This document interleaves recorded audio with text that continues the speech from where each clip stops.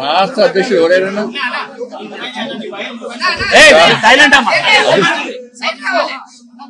అలా అధిష్టానం ఇంకా రాష్ట్ర అధ్యక్షుడు ప్రకటించలే. ఇవ్వండి వాళ్ళు చంద్రబాబు నాయుడు గారు ప్రకటించరు, ఇంకోరు ఆయన ప్రకటించరు, ఈయన చెప్తే వచ్చిందంటే కాదు. రాష్ట్ర అధ్యక్షుడిని అధిష్టానము అందరికి నామినేషన్ చేస్తారు. నామినేషన్ ఎవరిని అధ్యక్షుడు ఉన్నారో అధిష్టానం నిర్ణయిస్తుంది. అందరు అభిప్రాయాలు తీసుకొని అధిష్టానం నిర్ణయిస్తుంది. అధిష్టానం తీసుకుంటే అందరు కట్టుబడి ఉంటాం.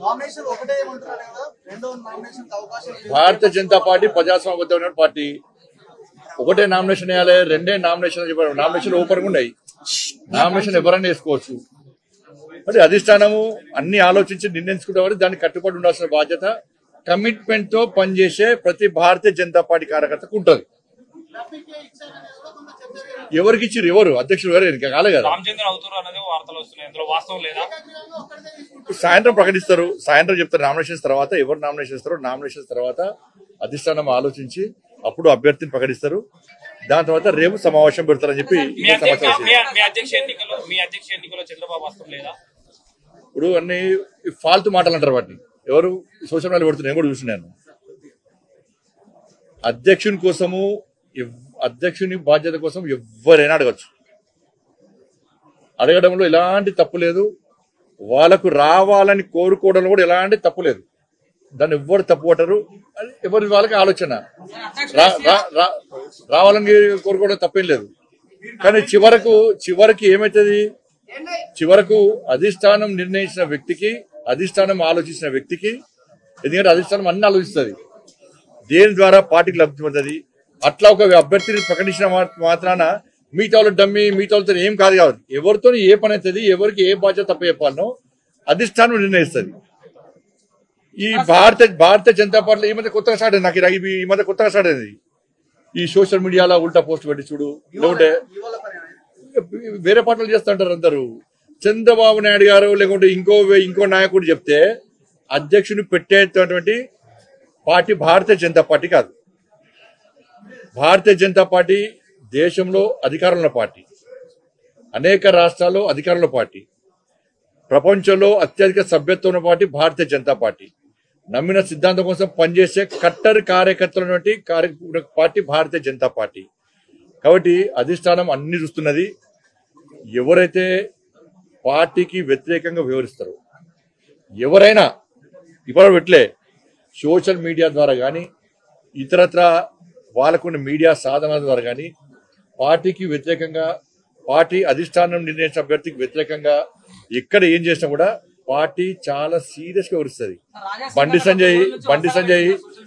సంజయ్ ఉంటేనే పార్టీ, బండి సంజయ్ లేకుంటే పార్టీ లేదంటే మూర్ఖత్వం అవుతుంది. ఎవరు లేకుండా పార్టీ నడుస్తుంది.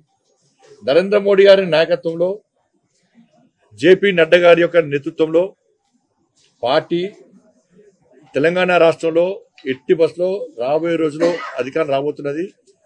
కట్టర్ కార్యకర్తలందరూ కూడా పార్టీ అధిష్టాన నిర్ణయానికి కట్టుబడి ఉంటారు. వీళ్ళు డమ్మి, వాళ్ళు డమ్మి, వీళ్ళు డమ్మి అని చెప్తే ఎవడో పెట్టినంత మాత్రాన ఇవాళ చూస్తున్నాను. ఎవరు బీఆర్ఎస్ వాళ్ళు పెట్టారు బీసీ అంటే, మరి బీఆర్ఎస్ పార్టీ అని చంద్రశేఖరరావు దిగి బీసీకి ఇవ్వని చెప్పు. BRS party working president social media పెడుతున్నారు కదా, ట్విట్టర్లు పెట్టిస్తున్నారు కదా బీజేపీ బదనం చేయడానికి. మీ పార్టీలో ఎంతమంది బీసీ మంత్రి పదవులు ఇచ్చారు? బీసీలు లేకుండా ఇచ్చారు. మీరు దళితులు ముఖ్యమంత్రి చేస్తాను, మీ అయ్యా సిగ్గు లేకుండా ముక్కు నరుకుంటా, మూతి నరుకుంటా, తల నరుకుంటా, ఇది నరుకుంటా, కింద మీద నరుకుంటా అన్నాడు. ఏమైంది మరి? దళితులు ముఖ్యమంత్రి ఎందుకు చెప్పరాదు? మీ పార్టీ అధ్యక్షుడు బీసీ ఎందుకు ఇస్తలేరు? మీ అయ్యని చెప్పాను. మేము బాధ్యత అయిపోయినాం. భారతీయ జనతా పార్టీ అధికారంలోకి వస్తే బీసీ ముఖ్యమంత్రి చేస్తామన్నాం. మీ పార్టీని ప్రకటించుకోండి. మరి అరే అధికారిక పదవులు వేరు, పార్టీ వేరు. పార్టీని స్ట్రెంథన్ చేయడానికి, పార్టీ క్యాడర్ లోపల మంచి ఆలోచన కల్పించడానికి, పార్టీ పదవుల లోపల అనేక ఆలోచనలు సమీకరిస్తూ ఉంటారు. బీసీకి ఇవ్వాలి, బీసీ అంటే నేను బీసీ నాకు ఇవ్వలేదా? లక్ష్మణ్ గారు బీసీ లక్ష్మణ్ గారికి ఇవ్వలేదా? చలపతిరావు గారు బీసీ వారికి ఇవ్వలేదా? దత్తాత్రేయ గారు బీసీ దత్తాత్రేయ గారి అధ్యక్షులు లేరా? బంగాళ లక్ష్మణ్ గారు ఎస్సీ వారు లేరా? మరి ఏడవైనాయి? మరి బీఆర్ఎస్ లో ఒక్కరిని బీసీని అధ్యక్షుడు చేసిరా? మరి చేస్తారా? బీసీ ముఖ్యమంత్రి చేస్తారని ప్రకటిస్తారా మీరు? దళితులు ముఖ్యమంత్రి చేస్తానే మోసం చేసిపోయా. 10 సంవత్సరాలు మొత్తం దోసుకొని అలా పైసలు పుట్టుపుట్టు పైసలు సంపాదించారు. కాబట్టి ఇవన్నీ కూడా తప్పు. దయచేసి మీడియా కూడా విజ్ఞప్తి చేస్తున్నా, ఎవరు మాట్లాడినా కూడా దయచేసి సహకరించండి. భారతీయ జనతా పార్టీ క్రమశిక్షణతో పనిచేసేటువంటి పార్టీ. అటువంటి పార్టీలో ఇలాంటివి రావడం మంచి పద్ధతి కాదు, మంచి పరిణామాలు కావు కూడా. అధిష్టానం చాలా సీరియస్ గా దృష్టి సారించింది. ఎవరైనా కూడా నేను మాట్లాడినా మీరు మాట్లాడినా ఎవరు మాట్లాడినా కూడా అది తప్పు అంటున్నా. ఎవరు మాట్లాడి ఇప్పటివరకు మాట్లాడదని మాత్రమే కోరుకుంటున్నాను. ధన్యవాదాలు.